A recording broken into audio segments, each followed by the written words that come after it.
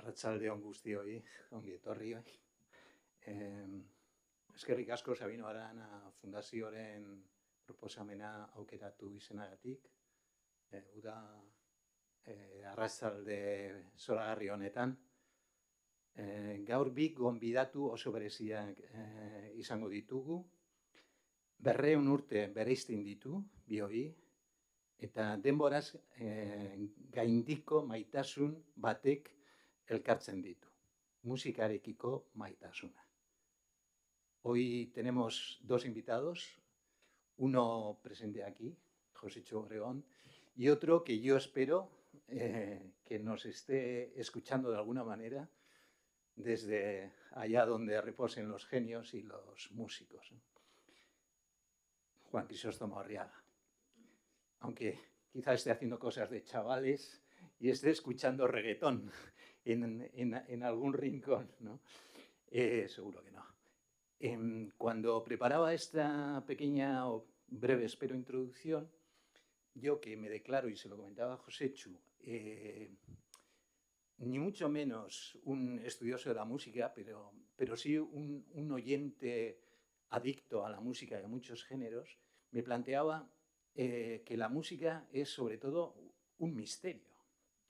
Como todas esas cosas que nos tocan el espíritu, empezando por el lenguaje, que es capaz de alterarnos y de elevarnos y de llevarnos a lo más bajo, la música, quizá todavía con más misterio que el lenguaje, porque el lenguaje lo podemos utilizar, yo creo que con más facilidad. La música, de alguna manera, que todavía no hemos sido capaces de descifrar, nos toca el alma, y yo creo que no hay nadie que en un momento dado, por muy poco corazón que tenga, no se sienta tocado por la música, ¿no? Puede ser el himno al Athletic en un momento de euforia, puede ser una composición barroca maravillosa en un momento de todo lo contrario, de calma o de penitencia. Y entonces, para mí, los músicos sois, Joséchu, una especie de intermediarios entre esa magia que, ya digo, que a mí me parece necesaria. Cuando en mi casa hay felicidad, suena música, y suena música feliz. Cuando necesitamos tranquilidad, suena música más tranquila. Y cuando no suena música, algo pasa. Entonces, bueno, hay muchos misterios en la música, y a mí uno que siempre me ha llamado la atención es que hay muchos músicos que lo son un poco por disciplina, por inercia. Conozco amigos que han estudiado en el conservatorio, quizá por el afán de un padre o de una madre muchas veces, que les haya llevado por ese camino.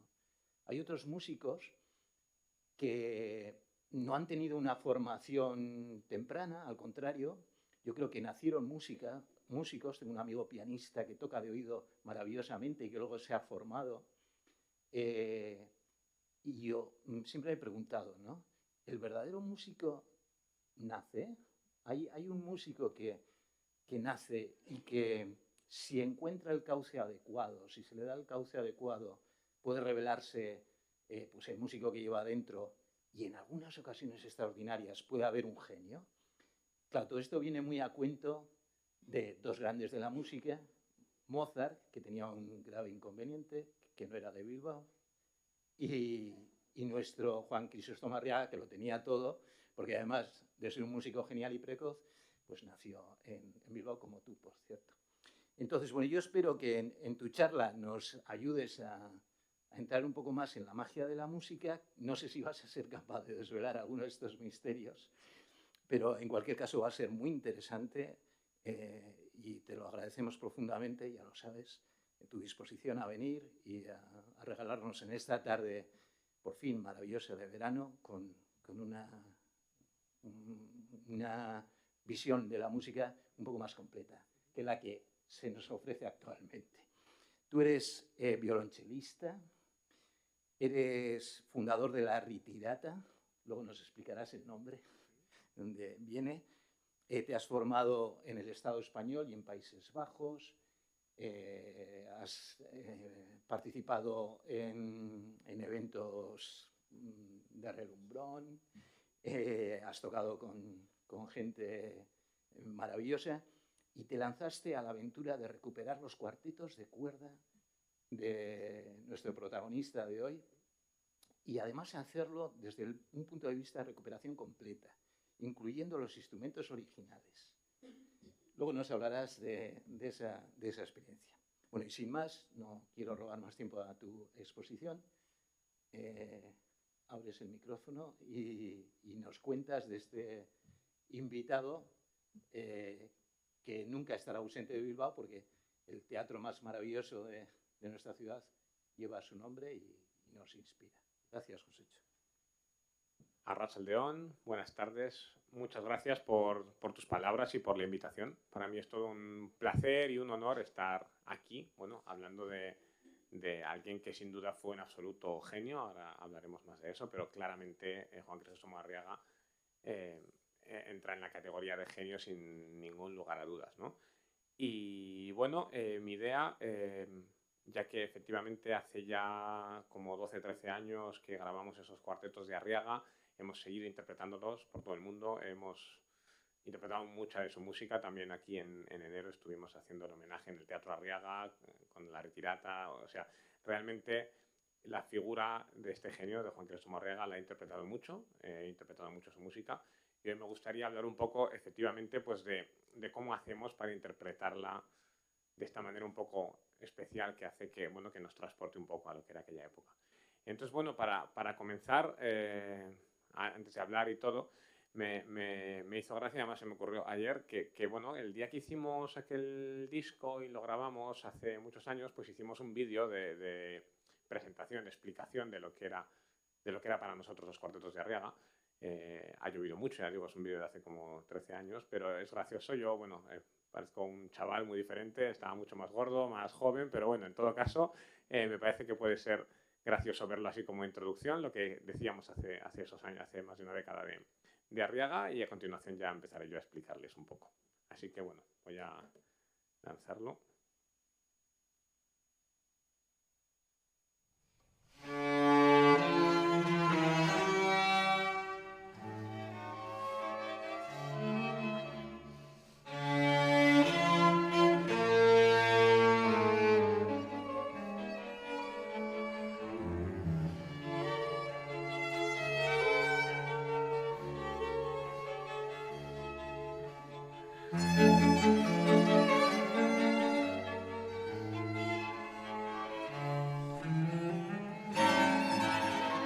Es un compositor nacido en Bilbao que tuvo una vida muy corta, realmente él solo llegó a vivir 20 años, y en ese periodo pues compuso una música fantástica de muchísima calidad, de lo cual es un buen exponente estos 3 cuartetos de cuerda, junto al tema variado Opus 17, que también estamos grabando, una obra de juventud que compuso con 14 años.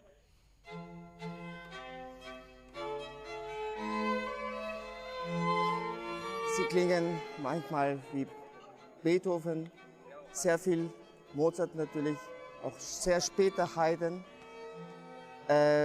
Natürlich ist das zeitlich, fällt das ja zusammen. Die sind so in den 20er Jahren des 19. Jahrhunderts geschrieben, 1822 bis 26. El modo en el que escribe para viola es muy exigente en algunos pasajes y conoce perfectamente lo que es las posibilidades del instrumento. Ein Wunderkind, vielmehr ein Genie.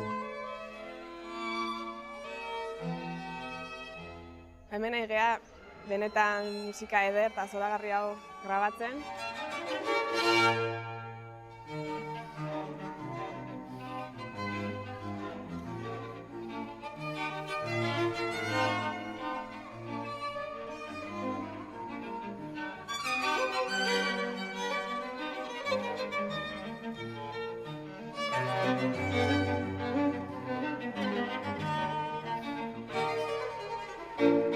Er war auch Geiger und man merkt, also, er muss ein ganz fantastischer Geiger gewesen sein, um das spielen zu können.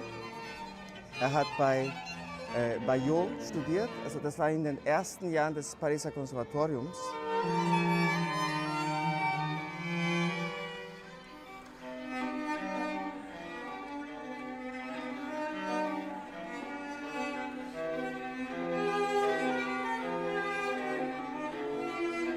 merece la pena grabar su obra, especialmente hacerla con un cuarteto con instrumentos históricos y buscando la sonoridad de la época. Hemos buscado pues la disposición habitual en aquel momento, que el violín primero y violín segundo están enfrentados en los extremos del cuarteto, ¿no?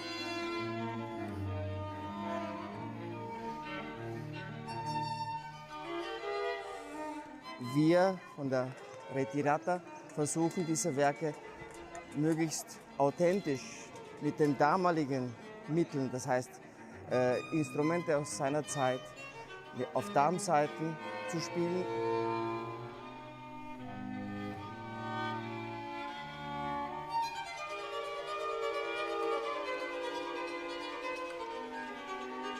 Por otro lado, es un lujo poder interpretar esta música con instrumentos de época, con cuerdas de tripa, arco clásico.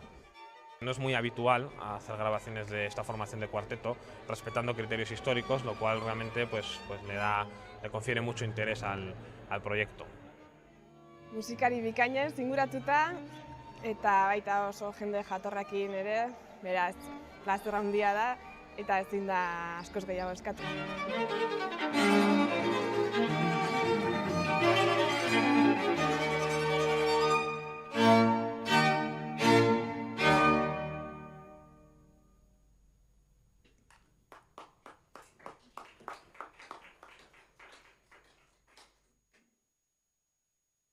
Bueno, voy a dejaros puesto aquí la primera imagen que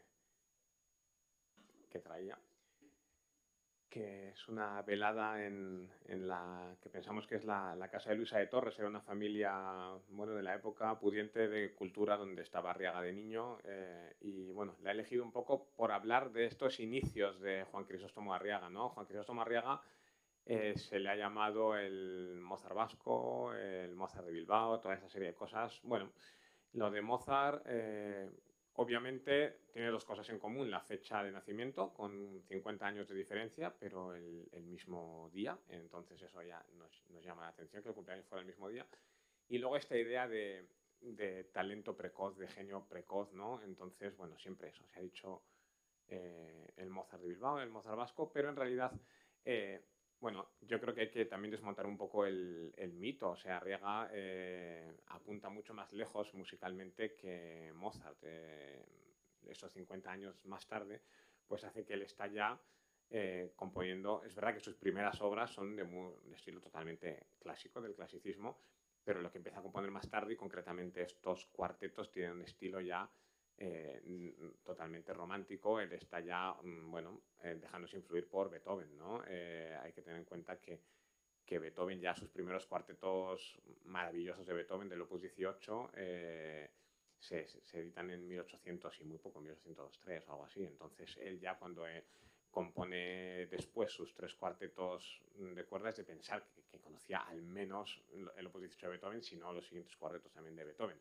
O sea, él está ya apuntando más lejos. Entonces, bueno, tiene esa coincidencia con Mozart, pero digamos que estilísticamente tenemos que salir un poco de encajarle ahí en decir, bueno, era un Mozart y que murió muy joven. Sí, era un niño prodigio, murió muy joven, pero estilísticamente realmente estaba mucho más avanzado en cuanto a, digamos, pues al estilo que él seguía, ¿no? Bueno, pongo esta foto porque, a ver, hay muchas cosas aquí para tener en cuenta. En realidad, evidentemente, Arriaga no hubiera sido lo que fue si no hubiera tenido apoyo de su familia. O sea, esto está claro, nos ha pasado a todos, y creo que en esa época era incluso más importante. O sea, el talento, bueno, el talento está ahí, pero si nadie le empuja a desarrollarlo, pues no hubiera ido a ningún sitio, ¿no? Entonces es un poco lo que antes comentabas: el genio nace o se hace, o las dos cosas. Evidentemente, la persona tiene que reunir unas características, obviamente, que en el caso de Juan Crisóstomo las tenía claramente, pero también, bueno, pues se alinearon los astros y él, desde muy pequeñito, pues se le empujó, se le ofreció la posibilidad de hacer música. No quiero tampoco, no me voy a extender mucho con esto, porque no quiero que esta conferencia acabe siendo una cosa demasiado histórica de hechos y de lo que había, que eso es más fácil de leerlo en algún sitio, sino que me puedo, o me quiero al menos centrar un poco más en su música y en su manera de interpretarla, ¿no? Bueno, aquí tenemos el retrato que siempre conocemos. de Arriaga, pero esto me lleva a pensar lo que cuando hicimos este disco dimos tanta importancia, que es decir, bueno, grabaciones de los cuartetos de Arriaga, pues había muchas, porque los cuartetos de Arriaga realmente, o sea, nadie lo pone en duda, es una obra maestra, esto se interpreta en todas partes. Es verdad que todavía, o sea, cuesta, aquí lo tenemos como, aquí damos por hecho, bueno, Arriaga, por supuesto, o sea, es muy nuestro y damos por hecho que es un genio, pero ahora, por ejemplo, en febrero estuvimos haciendo estos cuartetos junto con quintetos de Luigi Boccherini en Polonia, y la gente que es muy más aficionada, más musicológicamente así informada, sí que sabe quién es Arriaga, pero muchísima gente del público alucinaron y no tenían ni idea de que existía Arriaga ni de quién era, ¿no? Entonces, bueno, evidentemente ahí queda camino por recorrer por parte de todos nosotros de potenciar y visibilizar todo lo que podamos su obra. Cuando hicimos este disco, pues encajaba totalmente con la idea de La Ritirata, del grupo que yo fundé cuando estudiaba en Holanda.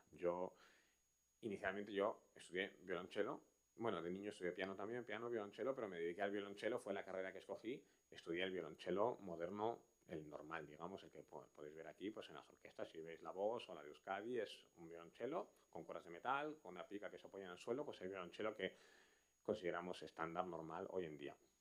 Y bueno, después de terminar mis estudios, me llamaba mucho la atención todo esto de la práctica histórica. Yo me acuerdo, pues el caso más obvio eran las suites para violonchelo de Johann Sebastian Bach.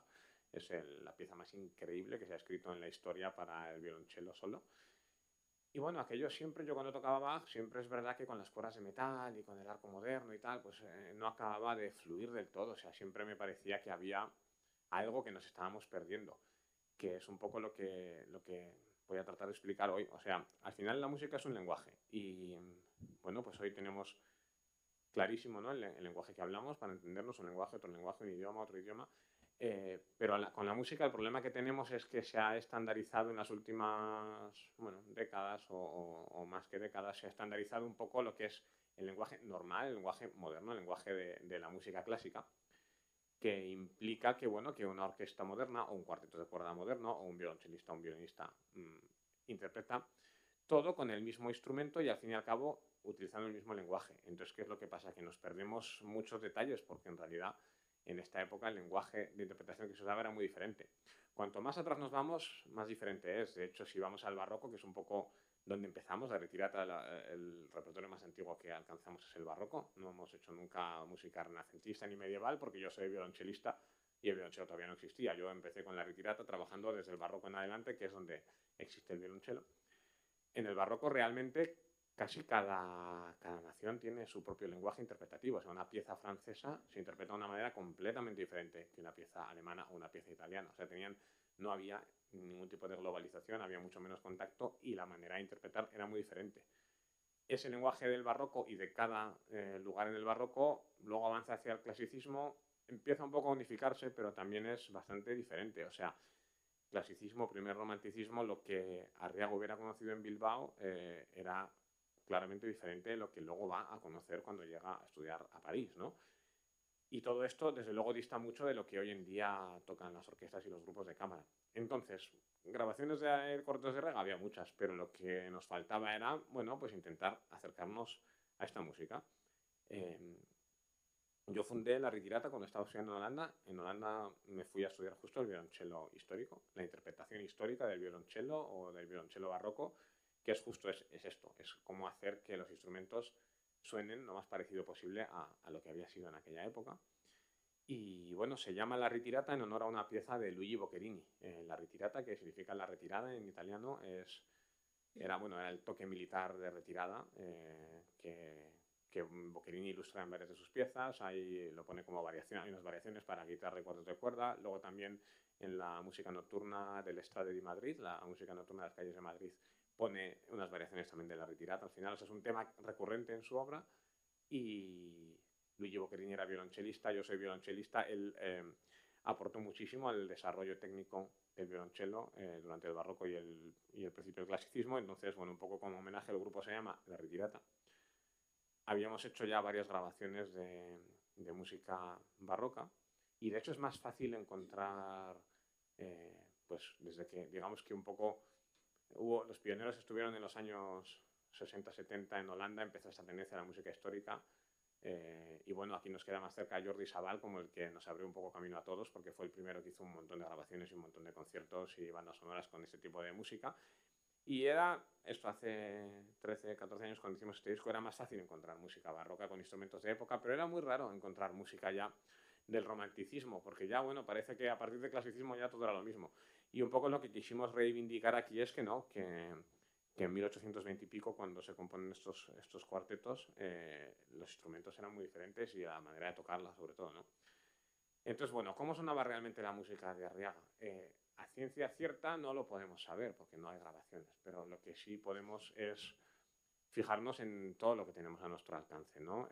Una de las cosas principales que ha salido también mencionado en el vídeo es, bueno, quién dio clase a Arriaga o quién fue una influencia para él. Esta imagen es Baillot. Baillot fue profesor de violín en el Conservatorio de París, donde fue Arriaga. Hay que imaginarse, bueno, que en esta época Bilbao ya era una ciudad con una vida cultural, o sea, a Arriaga de niño ya se le ofreció una oferta cultural interesante, pero claro, París era el epicentro europeo en ese momento de la educación musical y de todo. El Conservatorio de París era el mejor sitio de Europa, el más prestigioso al que se podía ir. Y bueno, Baillot tiene justamente un tratado de violín que coincide con la época aproximada de vida de Arriaga en París y de composición de estos cuartetos y bueno, de sus últimas piezas, que son las más llamativas e interesantes. Entonces, pues para nosotros Baillot fue un punto de partida importante y lo sigue siendo siempre que interpretamos música de Arriaga, porque él tiene un método, un tratado de violín que explica exactamente, o sea, explica cómo tocar el violín y está escrito en aquel lugar y en aquella época. Entonces es justo lo que decía antes del idioma y es justo lo que estamos intentando nosotros, es descubrir cómo era el lenguaje interpretativo de esa época. Entonces, Baillot tiene l'art du violon, se llama, que es el método de violín que él escribe, y va hablando muy en detalle pues, de todas las maneras de tocar el violín, de cómo se hace cada cosa, cómo no. Entonces, bueno, ahí nosotros partimos pues, de varias cosas. Por un lado, los cambios en los instrumentos, ¿no? Hoy en día, lo que más afecta al sonido es las cuerdas. Hoy en día todos los instrumentos modernos tienen cuerdas de acero. Y entonces, esto es una invención o una puesta en uso bastante reciente con un único objetivo, que es que suene más fuerte. O sea, todos los violines, violonchelos, violas de hoy en día tienen las cuerdas de acero. De hecho, incluso los violonchelos en las cuerdas graves tienen otros metales como wolframio o tungsteno, que son metales más pesados, que permiten hacer las cuerdas mucho más finas. Eso ya saben ustedes que lo que determina el sonido, o sea, si va a ser más agudo o más grave el sonido en una cuerda, es cómo de larga sea, es la longitud, evidentemente. El violín tiene las cuerdas muy cortitas y suena muy agudo, el contrabajo las tiene muy largas y suena muy grave, ¿no? También cuando vamos poniendo las manos así en un violonchelo, en un contrabajo, lo que hacemos es modificar esa longitud y, en consecuencia, modificar la altura del sonido, ¿no? Otra cosa que también afecta es cómo de gruesa o de densa sea la cuerda. Por eso las cuerdas de violín son muy finitas y las cuerdas de contrabajo son muy gruesas. Esto es lo que digo de, bueno, que una cuerda cuanto más fina es más cómoda. Entonces, en los violonchelos hoy en día las dos cuerdas graves tienen wolframio y tungsteno que al ser más pesados, más densos, permiten hacer una cuerda igual de fina que suene más grave, ¿no? Y lo último es la tensión de la cuerda. Por eso cuando afinamos, ustedes ven que movemos las clavijas o de los violines y lo que estamos haciendo es afectar a la tensión de la cuerda. Esas tres cosas, como gruesa o densa sea la longitud y la tensión, determinan la altura del sonido que van a emitir, ¿no? ¿Qué pasaba en esta época? Que todavía no se había estandarizado en las cuerdas de metal. ¿Qué pasa con las cuerdas de tripa? He traído una para que... No, era un poco más atrás el violonchelo para la conferencia, pero sí que algunas cosas he traído, unos arcos históricos que les voy a enseñar. Eso es una cuerda de tripa. O sea, una cuerda de tripa, la tripa es tripa normalmente de cordero o algún otro animal. Es la misma tripa que hoy en día utilizamos para envolver un chorizo o una morcilla. O sea, no tiene ningún misterio. Es tripa que ahora si quieren lo paso por ahí para que lo puedan ver. Simplemente lo que se hace es que se va enrollando sobre sí misma. De hecho, si se ve de cerca, pues se ve que está como enrollada, se va enrollando sobre sí misma, se va estirando. Y entonces, bueno, en las que están muy bien hechas o con intención histórica, pues cuando eso se enrolla y se estira, el calibre que queda es el que es. Entonces quedan unas más gruesas, unas más finas y se van clasificando para lo que nos hace falta. También, pues hombre, la manera un poco más rápida y barata de hacerlo es que después de eso, cuando necesitan más finas, pues las lijan y las dejan exactamente a la longitud que hace falta. Ahí depende también la calidad de construcción de la cuerda. Pero básicamente es una cuerda de tripa que es un material orgánico. Y a mí esto siempre me ha llamado la atención porque en realidad tenemos violonchelos, violines, violas, contrabajos que son de madera, lo mismo que se ha hecho. O sea, hoy en día se siguen haciendo de la misma madera que se hacía en su época. Se idealiza el sonido de los instrumentos de Stradivarius, de los instrumentos de tantos compositores, tantos luthiers de aquella época que eran increíbles, ¿no? Por la madera que utilizaban. Pero luego a nadie se le caen los anillos por poner una cuerda de acero y en realidad yo digo, bueno, si en esa época se hacía con cuerdas de tripa, al menos cuando toquemos música de esa época vamos a usar las cuerdas de tripa, que es lo que más afecta al sonido, ¿no? ¿Qué pasa con las cuerdas de tripa? Que son muy incómodas. Esto ahora mismo aquí, que estamos con la humedad que tenemos en Bilbao, pues tiende a pegajosa. Si cuando me voy a Madrid, pues se seca un montón, entonces le afecta a cómo suena, le afecta a la afinación. Cuando coge humedad se engorda y como se engorda entonces se hace más grave. Si se seca, se adelgaza y se hace más aguda. O sea, es una cuerda incómoda, se puede romper. Eso, se te pegan los dedos al tocar. O sea, es realmente más incómoda y encima suena más flojito. Entonces, claro, es como obvio, ¿no? Desde hace unas décadas, pues cuerdas de metal más fácil, no se desafinan, son más cómodas de tocar y suenan mucho más fuerte. Pero a cambio perdemos el timbre o la calidad de sonido que tenían estas cuerdas de tripa. Entonces, bueno, pues es un poco... La idea nuestra es esta. O sea, decimos, venga, interpretación histórica, pues vamos a fijarnos en todos los aspectos. En el aspecto constructivo, lo primero, cuerdas de tripa. O sea, que las cuerdas sean las que teníamos en la época. Si quieres pasarla por ahí, por si la gente quiere verla. Luego, de los instrumentos, bueno, pues un violonchelo un violín es igual. Tiene, digamos, no ha tenido grandes cambios en cuanto a la caja de resonancia o a lo que es el instrumento en sí.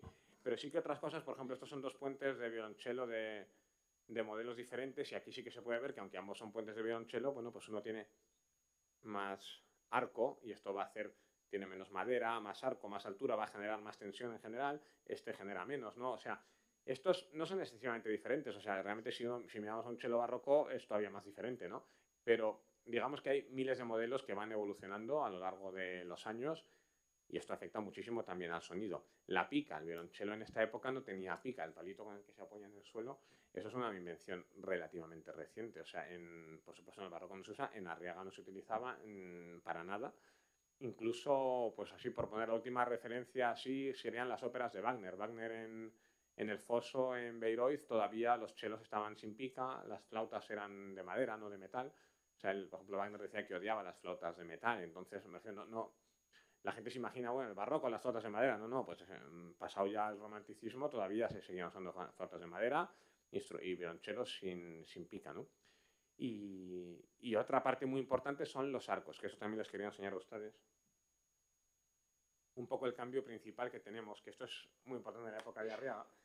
Si vemos un arco del periodo barroco, que sería esto, los arcos del periodo barroco tienen esta forma como puntiaguda, o sea, se parece más pues, a un arco de lo que viene, ¿no? De un arco.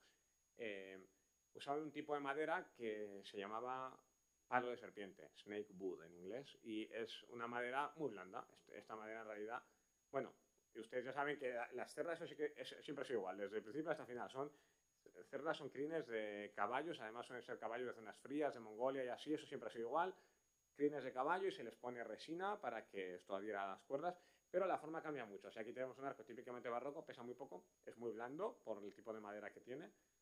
No tiene posibilidad de tensarse, o sea, esto tiene la tensión que tiene. Y si queda muy flojito, pues tenemos que ponerle aquí a un trozo de madera, un papel, algo para ganar tensión, porque no tiene mecanismo interno. Pero sobre todo eso, digamos que la forma es bastante redondeada y con punta, ¿no? Esto poco a poco va cambiando, va avanzando, pero lo que nos importa aquí es que hay un arquetero, un luthier francés, François Tourte, que es la referencia máxima en lo que supuso que fue el primero que determinó la forma de un arco clásico bastante ya teniendo un arco moderno, que sería algo así. Entonces, si lo vemos, aquí sí que vemos que hay una diferencia muy grande. Bueno, lo más visual quizás es la punta, hay una diferencia muy grande en cómo es la punta. Hay un mecanismo interno en la nuez. Aquí sí que hay una tuerca y un tornillo y con esto aflojo o tenso el arco. O sea, esto se mueve con el tornillo. Pero lo más importante, que a simple vista no llama tanto la atención, Pero lo más importante es que ya se ha invertido un poco la forma. O sea, este todavía tenía esta forma de arco, sin embargo, con François Tourte ya se invierte la curvatura. ¿Eso qué permite? Permite mantener mucho más la fuerza desde aquí hasta aquí, mantener el sonido. O sea, este arco te invita a tocar un poco pues, al modo más barroco, que es más articulado, que tiene más fuerza aquí, menos fuerza, menos, o sea, es como más irregular. Es más difícil conseguir un sonido constante. Sin embargo, en esta época de Arriaga ya estaba, la música ya buscaba otro tipo de fraseos, otro tipo de cosas, y estos arcos ayudaban a poder mantener el sonido. Con un arco así es más fácil tener una técnica en la que mantienes el sonido todo el rato independientemente de donde estés.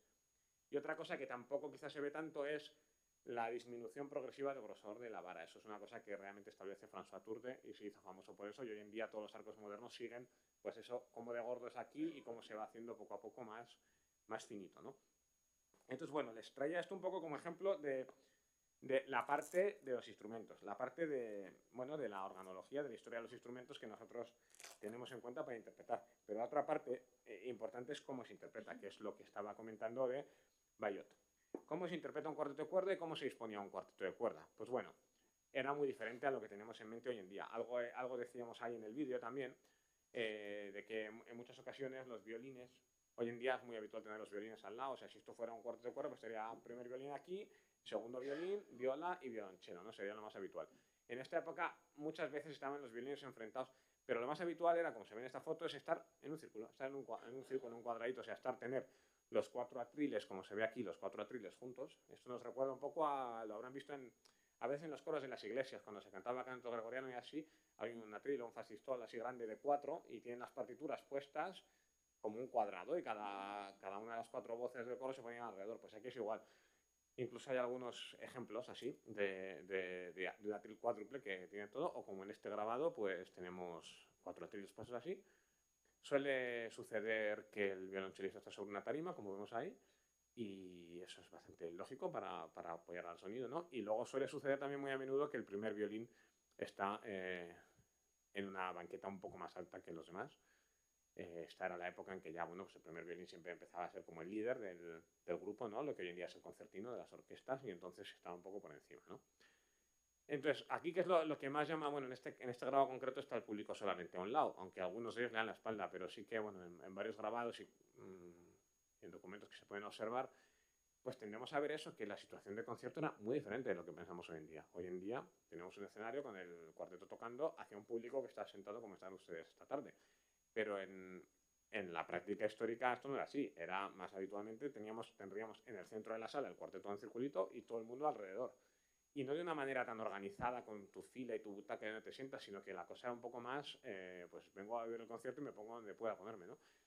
Y esto es algo también que hay que entender también en la forma de tocar. O sea, hoy en día un cuarteto de cuerda es una agrupación profesional estable, con esa entidad. En esta época eso no existía. Los primeros cuartetos estables y profesionales estables de los que tenemos noticias son ya 1860 por lo menos. O sea, no, en esta época todavía se juntaban 4 músicos y tocaban, pero no tenían ese afán de funcionar como entidad de cuarteto fijo, sino que, bueno, iban cambiando los músicos y demás, ¿no? Entonces, bueno, son todo consideraciones a tener en cuenta cuando se interpreta esta música. Esto es una cita, una salió cortada, pero es una cita de Pierre Bayot, que es una de las más llamativas, normalmente suele decir, que es sobre el vibrato. Es una de las cosas que siempre le damos 1000 vueltas los intérpretes de la música histórica, y últimamente, pues como cada vez está más en boga esto, también los de la música moderna se preguntan por estas cosas. Es cuánto se hacía o no de vibrato. El vibrato es pues, lo que hacemos cuando tocamos, movemos el sonido, ¿no? Así, o en un violín, o sea que movemos un poco, cantando es igual. Cantar con una voz lisa o cantar con una voz con vibrato, ¿no? De la voz sí que tenemos más información de que era bastante habitual hacer vibrato en determinados momentos, incluso desde antes del barroco y demás, era una cuestión de proyección y de técnica que se utilizaba más a menudo que en los instrumentos. En los instrumentos, Bayot es de los primeros que empieza a hablar en detalle del vibrato. O sea, el vibrato se conocía y se utilizaba en esta época, pero dice exactamente, eso es un medio de expresión muy potente, pero si se usa con demasiada frecuencia podría perder la virtud de conmover, dice él.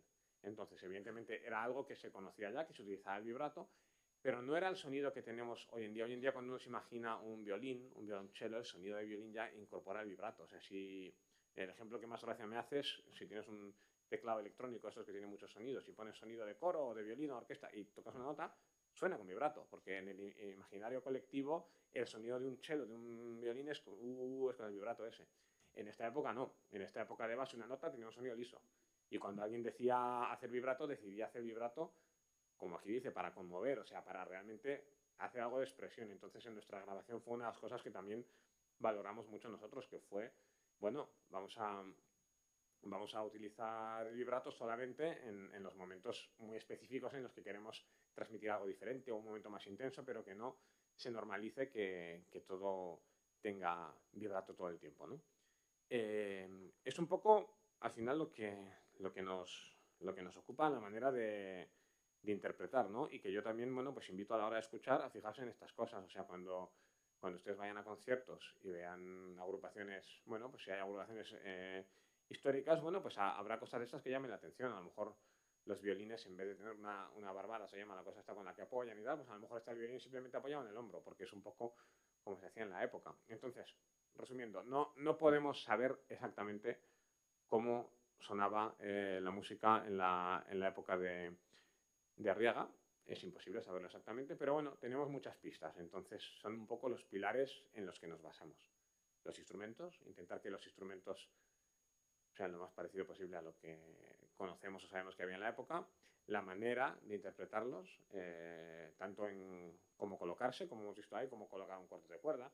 Es lo mismo si yo quiero ver eso, cómo se sostenía el violonchelo, pues ahí sé que no tenían la pica, porque no hay una sola ilustración con una pica, porque no existía. El violonchelo se apoyaba entre las piernas y así se sostenía en esa época, ¿no?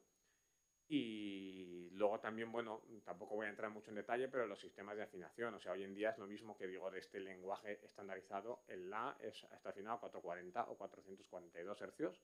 El La de cualquier piano hoy en día, vayas por donde vayas, aunque vayas a Japón, a China, da igual, Estados Unidos, vas a tocar un La y va a sonar a 440 o 442 hercios.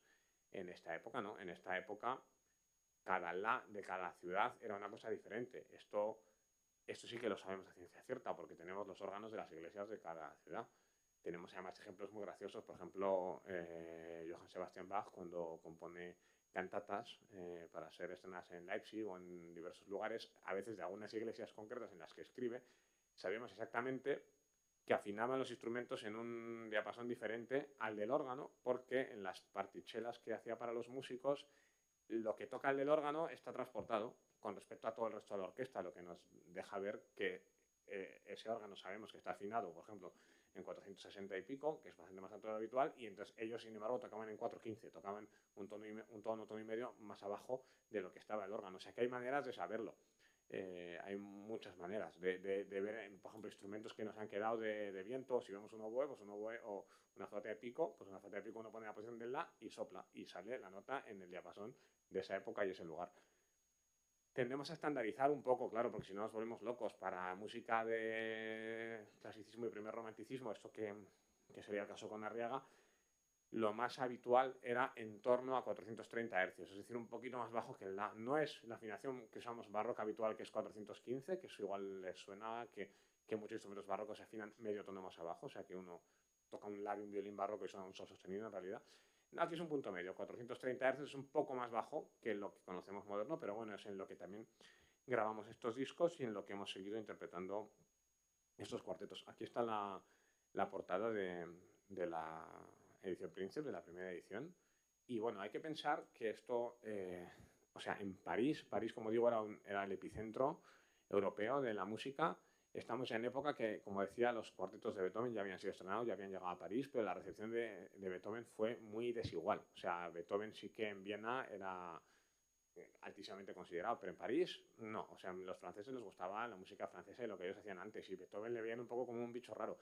Sin embargo, Arriaga, que obviamente conocía a Beethoven, escribe 3 cuartetos que, como decía, estilísticamente están ahí, totalmente en Beethoven y adelante. O sea, realmente es música romántica, ¿no? Perteneciente al romanticismo. Y bueno, entonces esto nos hace pensar que Arriaga, pues eso, por desgracia, falleció un poco antes de cumplir los 20 años. Pero la cantidad de música que nos deja es apabullante. Y concretamente me centro mucho cuando hablo en los cuartetos porque realmente es uno de los ejemplos más llamativos. Arriaga tiene mucha música, o sea, incluso de de niño, de muy pequeño, pues cuando él compone los esclavos felices, de lo que se conserva la obertura. Se dice que compuso la ópera entera y se perdió, ¿no? Tampoco tenemos a ciencia cierta saber si fue la ópera entera o cómo larga era, pero compuso, o sea, su idea fue componer una ópera de que quedó la abertura de los esclavos felices. También compone música, orquestada, algunas otras oberturas, las sinfonías, compone alguna música religiosa que yo hice en el concierto de enero, y ahora os pondré de hecho un vídeo que todavía no hemos hecho público, no está en YouTube ni nada, pero fue uno de los vídeos de este concierto de enero, que lo quería poner un poco aquí también en primicia, y lo pondré ahora de música suya religiosa, que escribió un O Salutaris Hostia y un Stabat Mater, también de mucha calidad. O sea, deja mucha música interesante. Pero realmente los cuartetos es como el clímax, digamos, es como donde él demuestra realmente que en la forma de cuarteto de cuerda está al nivel de los mejores compositores europeos. No tiene nada que envidiar estos cuartetos estilísticamente, de forma, de calidad, de cómo están construidos, de elementos temáticos. No tiene nada que envidiar a cuartetos de Mozart, pero tampoco a cuartetos de Beethoven. O sea, realmente es una música de mucha calidad. Entonces, pues sí, claramente era un genio, claramente lo era, reunía todas las condiciones para ser un genio. Claramente tuvo también la suerte de que su familia le empujó, su padre le apoyó desde niño para llegar aquí, de que él pudo ir a París. Tuvo la desgracia de morir tan joven, pero aun con todo, pues creo que le hacemos justicia cuando seguimos interpretando su música, ¿no? Aquí hay una página, del comienzo del primer cuarteto en el manuscrito, y luego he dejado algunas fotos, pues, de aquí, de cuando estuvimos grabando esto, que un poco la idea también, pues tratamos de tener el primer violín un poquito más alto, en este caso una butaca de piano que sube un poco más que las de los violines, el violonchelo sobre la tarima, dentro de lo que cabe ponernos lo más cerrado posible para que aquello se pareciera un poco a lo que pensamos que podía haber sido en su momento. También aquí se ve el detalle de la partitura, que eso sí que, como teníamos unas partes manuscritas, estuvimos interpretando a partir del propio manuscrito, porque esto muchas veces hoy en día se pierde. O sea, es una cosa, también lo de las ediciones es una cosa a tener en cuenta, que con la música más reciente o más moderna, pues uno dice, voy a tocar la primera sinfonía de Schubert. Pues vas a la tienda, la compras y ya está, la primera sinfonía de Schubert. Está editadísima y no hay ningún misterio, ¿no? Pero en músicas más antiguas, pues es más difícil. O sea, las ediciones que hay por ahí de los cuartos de Arriaga son bastante desastrosas a veces, porque tratan de igualarlo todo con unos criterios de otra época. O sea, el problema es que si se ha hecho una edición en 1900 de esta música, pues a veces había unos criterios de cómo se interpretaba la música en 1900, 1950, que se han aplicado a la música de 1800, que no es lo mismo, ¿no? Entonces, también en eso nosotros buscamos, pues, abstraernos de los cambios que se han hecho a la música después, irnos al manuscrito, irnos a la edición más antigua que se conozca. Esta es la portada del disco que hicimos, que lo verán ahí también fuera, porque he traído algunos ejemplares luego, por si a alguien le interesa cuando terminemos la conferencia. Y algunas fotos, esto es el otro, en febrero fue esto en Polonia, esta foto que me ha hecho gracia ponerla para no olvidarle, que ya lo había dicho, no me había olvidado, pero no quería olvidarme de contarles esto, ¿no? Que llevamos la música de Arriaga por el mundo, y que hay gente que no sabía ni quién era, y gracias a lo mejor a que hacemos el concierto, pues de repente se pueden a buscar en internet a ver quién es Arriaga y averiguan un poco más. Esto es una foto que hicimos aquí en el Teatro Arriaga, el día que hicimos el homenaje al centenario en enero. Y con esto, por mi parte, les he contado casi todo lo que quería contar. Les voy a poner este vídeo que decía del O Salutaris Hostia de Arriaga, en la interpretación que hicimos justamente en enero, y luego creo que abrimos un turno de preguntas para todo lo que pueda surgir.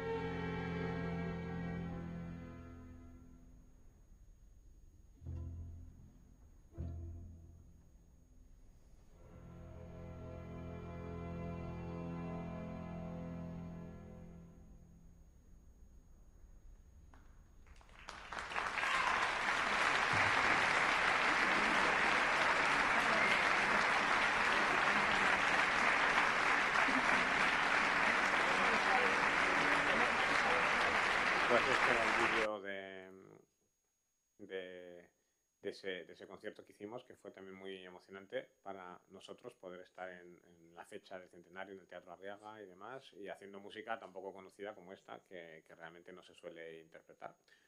Creo que hay algunas preguntas. Sí. Yo tengo alguna, no me resisto a hacerte porque es una ocasión, es un privilegio tenerte aquí, ¿no? Y yo siempre he preguntado, ¿qué hubiese pasado si Arriaga hubiese llegado a los 60?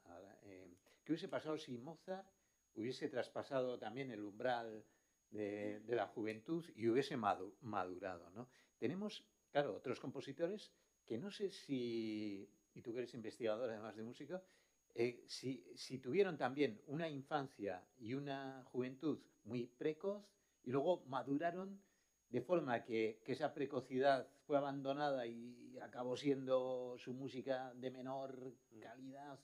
¿Sabemos algo ya de eso? ¿Podemos hacer una hipótesis? Tenemos todos los ejemplos posibles a ese respecto, ¿no?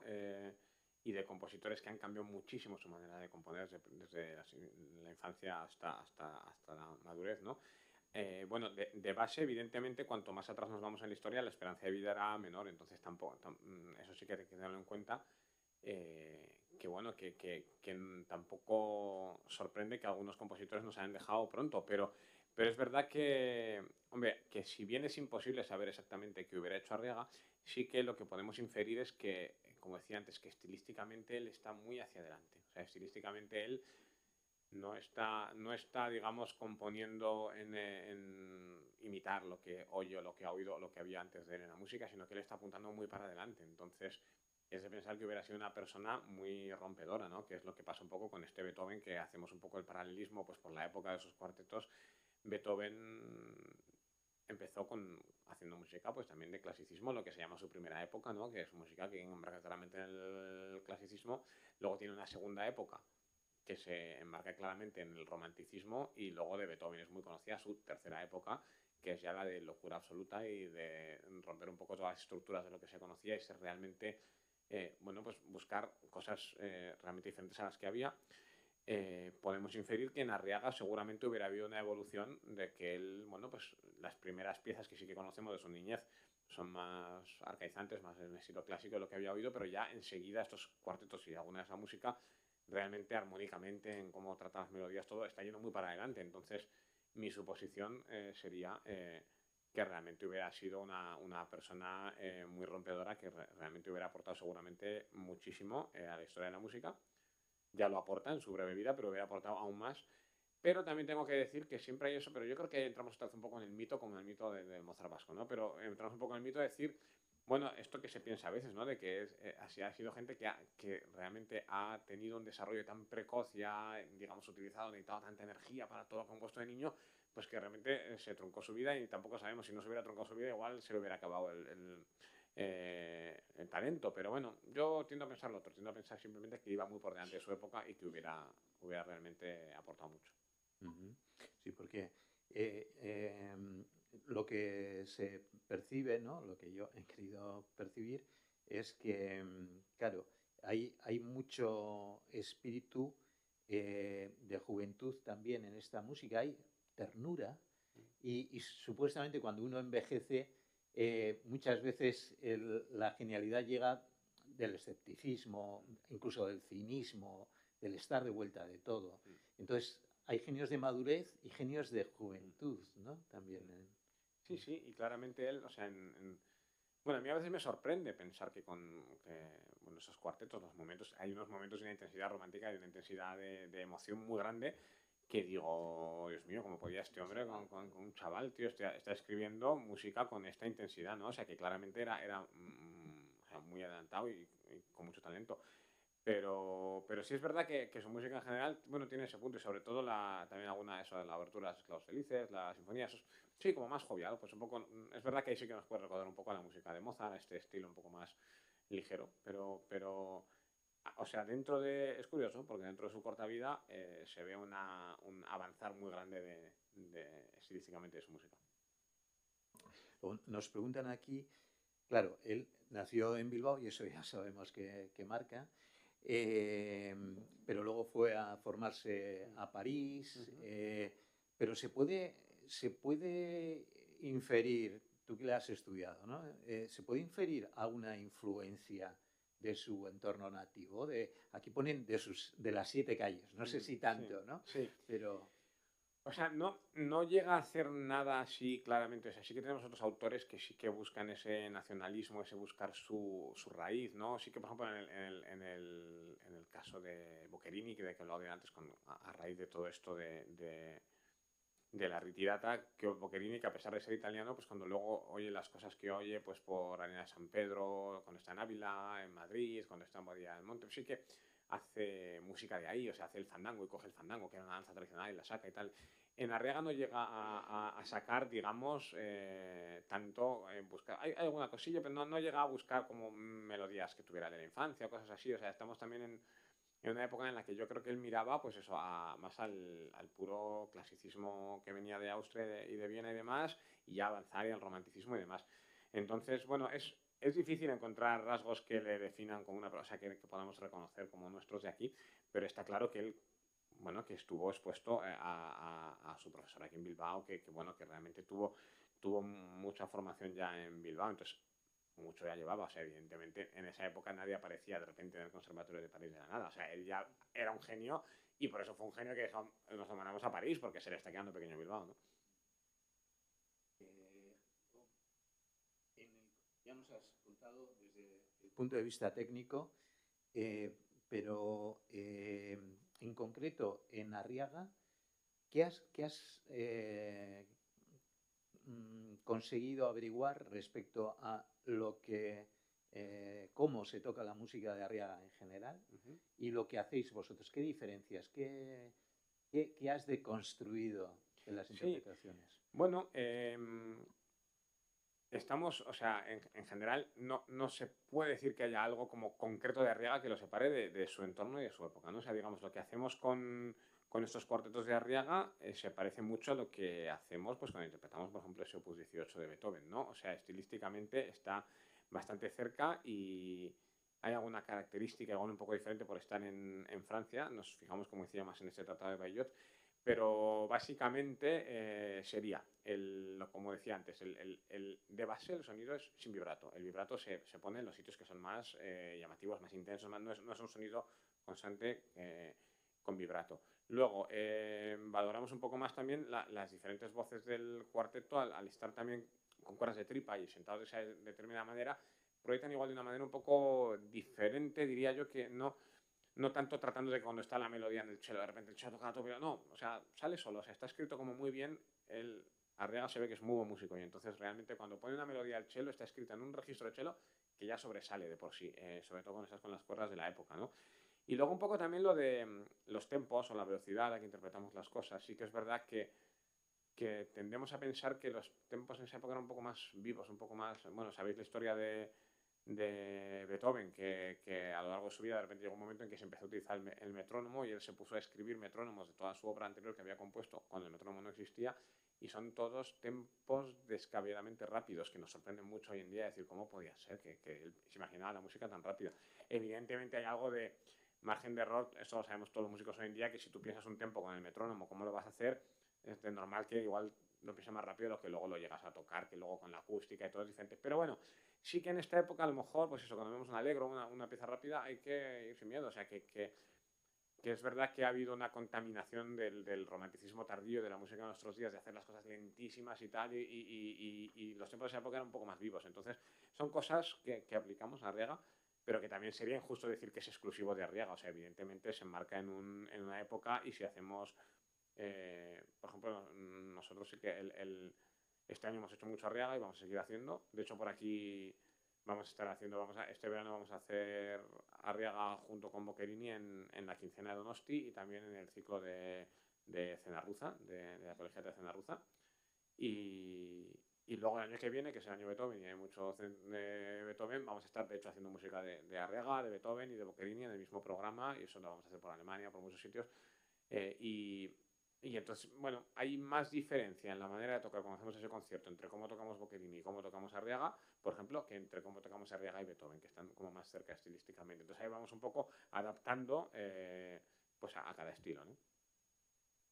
Jo, qué buenos embajadores vais a ser, de verdad. Sí, ahora es que yo además que lo he visto así como claro, he dicho año Beethoven y todo el mundo quiere Beethoven, digo, pero yo voy a poner Arriaga con Beethoven también para que coloquemos ahí, sí, sí. Entonces, por ejemplo, eso, hace poco una petición que hicieron del programa para Potsdam, que es un festival muy importante, una ciudad importantísima al lado de Berlín, y ellos querían Beethoven, y dije, bueno, vale, pues hacemos, pero no vamos a hacer un programa entero de Beethoven, entonces vamos a hacer Boccherini, Arriaga, Beethoven, y así vamos a ver ahí los tres genios. Y, por cierto, además de ser los dos bilbaínos, ¿qué te decidió? Porque seguro que no fue solamente eso lo que te decidió a recuperar a Arriaga, a interpretar su música, a investigarlo, dedicar tanto tiempo como habrás dedicado, Josécho. Hombre, evidentemente, o sea, sí que algo de que decir, bueno, nació en Bilbao y es que en Bilbao tenemos esta figura que realmente hay que valorar, por supuesto que ha habido. Pero es verdad que no solo eso, porque yo me acuerdo de mis estudios de música de cámara, de la primera vez que toqué un cuarteto de Arriaga, que fue el segundo, que aluciné, o sea, que dije realmente que qué buena es esta música, que yo en aquel momento de chaval tampoco conocía mucho y me llamó mucho la atención. Luego me acuerdo tocar también el primero de todo esto con instrumentos modernos, cuando estudiaba en el conservatorio y más, de tocar también el primer cuarteto y me llamó muchísimo la atención. Entonces tenía yo aquello ahí metido y entonces en cuanto vi la oportunidad de hacer esto y de hacer ya desde el punto de vista histórico, ya habiendo consolidado la retirada, ya habiendo estando, bueno, y por eso tampoco he presentado a mis compañeros de grabación, pero los que hablaban ahí, Hiro Kurosaki, que hablaba en alemán en el vídeo, porque él, bueno, aunque es de familia japonesa, él es austriaco y se crió en Viena, y él ha sido una referencia brutal, o sea, él es bastante mayor que yo siempre le tuve como un referente cuando empezó a tocar con nosotros, porque realmente era un honor que tocara con la retirata una persona que ha sido profesor en Salzburgo, ha sido profesor en Viena, o sea, que realmente es una referencia del violín histórico.